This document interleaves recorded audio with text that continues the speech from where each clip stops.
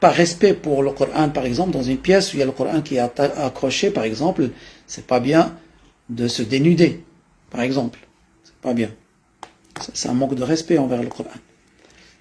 Est-ce que le fait de voir le prophète sallallahu alayhi wa sallam dans le rêve, est-ce qu'on fera partie des 70 000 qui vont aller au paradis sans jugement? Ça n'a pas été cité. Ça n'a pas été cité que celui qui voit le prophète dans le rêve sallallahu alayhi wa sallam, il aura ce mérite. Mais c'est possible. Le safran, masha'Allah. Le safran, il dit, faites des invocations pour moi pour que je me marie avec un saint. Alors, si tu trouves ce saint, dis-nous, comme ça, nous, on vient le visiter, Inch'Allah ta'ala.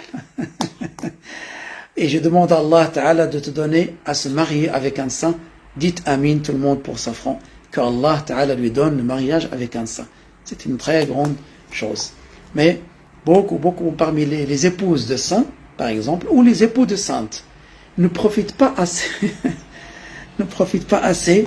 Pourquoi? Parce que des fois, on est tout le temps ensemble, donc on le voit aller aux toilettes, il est là, il mange, on doit laver, on doit faire des choses. Et des fois, ça amène à des frictions entre les deux. Et puis, des fois, on ne se rend pas compte que, quand même, ce mari ou cette dame avec qui je suis marié, c'est une sainte. Et des fois, on ne sait pas. Donc, souvent, les gens n'ont pas ce mérite et ne profitent pas assez de du saint avec qui ils vivent. Ça, j'ai entendu, et c'est dommage. C'est d'autres personnes, par exemple, qui profitent de ça. Et des fois, oui. Des fois, souvent, oui. Bien sûr, ils profitent. Il y a la baraka qui remplit la maison, que ce soit pour les enfants ou pour les époux ou les épouses.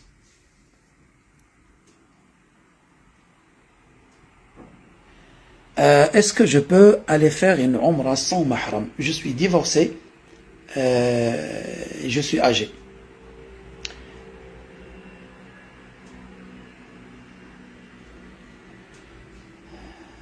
Je te réponds, Oda, Inch'Allah ta'ala. Alors, selon l'imam Shafi'i, par exemple, il a dit accomplir la umrah, c'est une obligation. D'accord? Maintenant, si tu n'as pas de mahram, alors tu peux utiliser, par exemple, l'avis de l'imam Shafi'i qui dit que tu peux voyager avec un groupe de femmes qui sont pieuses, Inch'Allah ta'ala. Donc là, tu peux faire. Est-ce que c'est haram si je mange du cochon sans faire exprès? Non, si voilà, j'ai mangé et tout à coup je me suis rendu compte que c'était haram. Alors, si j'ai pas commis de péché, parce que je ne savais pas. Mais il faut chercher à savoir. Quand tu manges une viande, c'est quand même une viande. Alors, il faut demander, au moins, est-ce que cette viande est halal, elle a été égorgée? À ce moment-là, on te dira, ah non, c'est pas ça c'est carrément du cochon. Alors, à savoir que le cochon est haram, et la viande d'animal non égorgé est haram aussi. C'est au même degré d'interdiction. Donc, il y a des gens qui pensent que, ah non, moi je suis un musulman, je mange pas le cochon, mais ils mangent la viande non égorgée. Alors, Huda, si tu es alath ou althar, ça s'appelle en arabe alath ou althar. Althar, ça veut dire tu sors pas les lettres de leur sortie de la bouche, ou tu prononces pas les lettres comme il faut parce que tu as un défaut. À ce moment-là, la prière elle est valable. La yukallifu Allahu nafsan illa wus'aha. J'espère que j'ai répondu à ta question, Huda. Est-ce que c'est vrai, il dit, est-ce que c'est vrai qu'on doit rembourser toutes les prières qu'on n'a pas fait de notre vie? Mais oui. Tu n'as qu'à lire Ad-Durr al-Thamin d'Ibn Ashir, par exemple, un chapitre, rattraper les prières passées.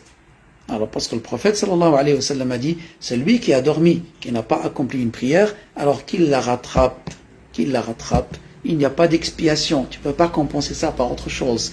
Alors, et il a dit, le minimum pour qu'on dise que c'est quelqu'un qui n'est pas paresseux, qui ne fait pas assez, c'est faire 2 prières rattraper 2 jours par jour. Ça veut dire aujourd'hui j'ai fait mes prières, des 5 prières, mais je dois rattraper 2 jours minimum. Sinon l'imam Shafi'i il a dit, tant que tu as le temps, tu fais. Tu ne vas pas regarder un feuilleton alors que tu as des prières à rattraper. Il dit, c'est un apostat à corriger son apostasie, a corrigé sa croyance et n'a pas fait les 2 témoignages. Est-il musulman? Non.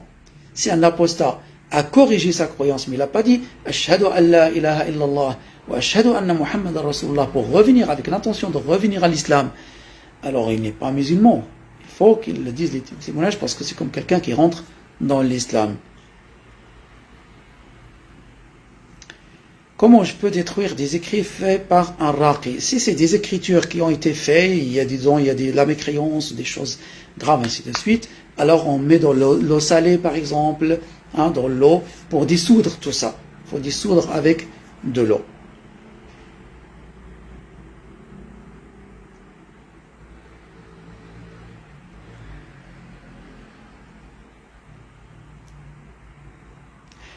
Quand les musulmans, est-ce qu'ils verront Dieu quand ils sont dans la résurrection? Non. Quand ils vont au paradis, là, ils vont voir Allah Azza wa Jal, les musulmans. Maintenant, pendant la résurrection et pendant le jugement, on entendra la parole de Dieu. Que ce soit les musulmans et les non-musulmans entendront les paroles de Dieu. La parole de Dieu, les musulmans seront contents, les bons musulmans bien sûr, et les mécréants seront très très tristes.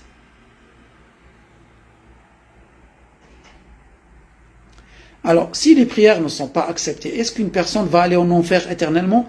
Non, il ne va pas aller en enfer éternellement, mais si Dieu veut, il le pardonne, si Dieu veut, il le châtie, mais après, il sortira un jour de l'enfer. Mais comme je t'ai dit, Houda, si tu as un problème de prononciation, ça veut dire défaut, tu n'arrives pas, alors ta prière est valable, Inch'Allah ta'ala.